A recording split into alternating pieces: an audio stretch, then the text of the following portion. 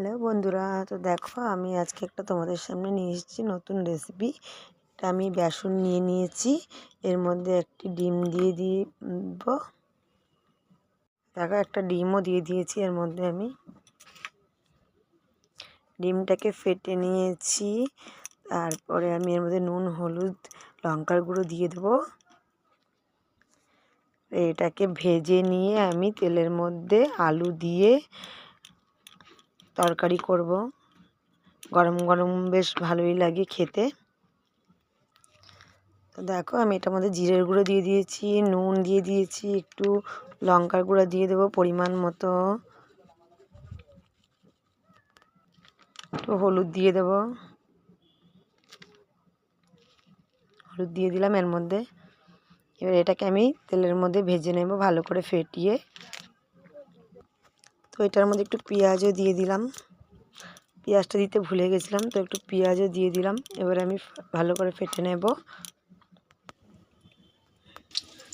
দেখো আমি এটাকে ভেজে নিচ্ছি লাল লাল করে। ভেজে নিয়ে এটাকে আমি আলু দিয়ে মশলা দিয়ে ভালোভাবে ঝোল করব।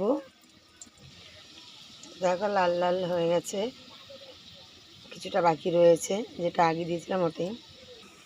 এটা ভাজা হয়ে গেছে, এটাকে আমি তুলে নেব এখন। দেখো থালার মধ্যে তুলে নিয়েছি, ভাজা হয়ে গেছে পকোড়াটা।